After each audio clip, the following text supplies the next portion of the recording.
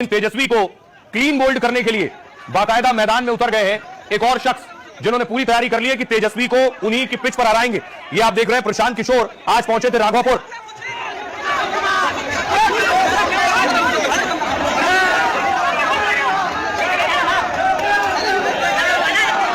राघोपुर वो सीट है कि सीट से खुद चुनाव लड़ेंगे प्रशांत किशोर, और प्रशांत किशोर तेजस्वी के सामने चुनाव लड़ने वाले।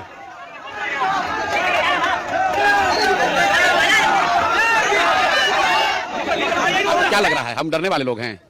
डरने वाला आदमी आता है। जनसुराज का प्रतिनिधि इस बार राघोपुर को इसकी राजनीतिक, सामाजिक और आर्थिक बंधुआ मजदूरी से मुक्त कराएगा। और तेजस्वी यादव की हिम्मत नहीं है कि वो एक जगह पर लड़े।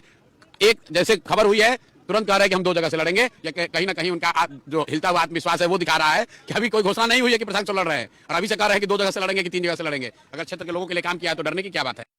तो राघोपुर का दंगल बहुत दिलचस्प हो गया है। राघोपुर के दंगल में पीके प्रशांत किशोर बनाम तेजस्वी की लड़ाई हो सकती है। प्रशांत किशोर खुद राघोपुर से तेजस्वी को टक्कर दे सकते हैं। पहली लिस्ट जारी करने के बाद आज पीके राघोपुर पहुंचे। राघोपुर में विकास को लेकर पीके ने लालू परिवार को घेरा है। इस सीट से सीएम और डिप्टी सीएम चुनाव जीत कर आए हैं, लेकिन इलाके की गरीबी और पिछड़ापन दूर नहीं कर पाए। राघोपुर सीट से पीके के चुनाव लड़ने की अटकलें। प्रशांत किशोर ने तेजस्वी पर तंज भी कसाया। राघोपुर में लड़ने की चर्चा से ही तेजस्वी दूसरी सीट तलाशने लगे, पीके कह रहे हैं। पीके ने कहा तेजस्वी का हाल भी राहुल गांधी जैसा होगा। राघोपुर की जनता से मिलने के बाद वहां से लड़ने का फैसला करूंगा। पार्टी की केंद्रीय समिति की बैठक में पीके के नाम का ऐलान हो सकता है। वैशाली की राघोपुर सीट लालू परिवार का दरअसल गढ़ है। लालू इस सीट से 1995 और 2000 में चुनाव जीते। इसके बाद राबड़ी 3 बार इस सीट से चुनी गई। लालू राबड़ी के बाद तेजस्वी 2 बार यहां से विधायक बने, और इस सीट से राबड़ी एक बार चुनाव हार भी चुकी। पीके के मैदान में उतरने से यहां मुकाबला दिलचस्प हो सकता है। आइए आपको सुनवाऊं, सुनिए जरा प्रशांत किशोर क्या कह रहे हैं इस पर। हमारे लड़ने की बात सुन के तेजस्वी यादव को राघोपुर छोड़ के भाग जाना है। 2 जगह से तो उनको लड़ना ही पड़ेगा।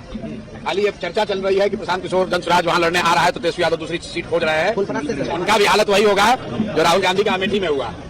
छोड़कर गए वायनाड तो अमेठी से ही हार गए। तो दिलचस्प लड़ाई होगी अगर प्रशांत किशोर और तेजस्वी यादव आमने सामने होते हैं। लेकिन एक लड़ाई सीट बंटवारे को लेकर भी चल रही है। सबसे पहले देखिए एनडीए में बैठकों का दौर हुआ। बिहार पर एनडीए की बैठक हुई है। नड्डा के घर यह बैठक हुई जिसमें गृह मंत्री अमित शाह और बीजेपी के बड़े नेता पहुंचे।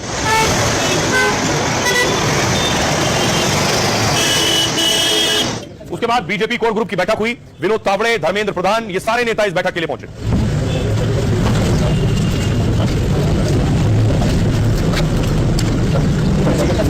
और फिर जीतन राम मांझी पहुंचे, क्योंकि मांझी खुश नहीं है अभी तक सीट बंटवारों को लेकर। कल तक खबर थी कि चिराग खुश नहीं है, चिराग रूठे हुए हैं। आज खबर आई कि उपेंद्र कुशवाहा और जीतन राम मांझी भी खुश नहीं है। क्या एनडीए में सीट बंटवारे पर कोई पेच फंसा है? आखिर जीतन राम मांझी और उपेंद्र कुशवाहा क्या कह रहे हैं, देखिए। एनडीए में सीट शेयरिंग को लेकर रूठने मनाने का खेल चल रहा है। रूठे चिराग को मनाने के बाद कुशवाहा मांझी के रूठने की बात आ रही है। दिल्ली पहुंचने से पहले पटना में ही कुशवाहा ने संकेत दिए। कुशवाहा ने साफ साफ कहा सीटों पर बातचीत अधूरी है। इधर उधर की खबरों पर मत जाइए, बातचीत अभी पूरी नहीं हुई है, इंतजार कीजिए। कुशवाहा 20 सीटों की डिमांड कर रहे हैं। सूत्रों के मुताबिक उन्हें 6 सीटें मिल सकती हैं। मांझी ने पहले ही 15 सीटों की डिमांड कर रखी है, और इसको लेकर सोशल मीडिया पर दिनकर की कविता मांझी ने शेयर की थी, दे दो केवल 15 ग्राम, रखो अपनी धरती तमाम।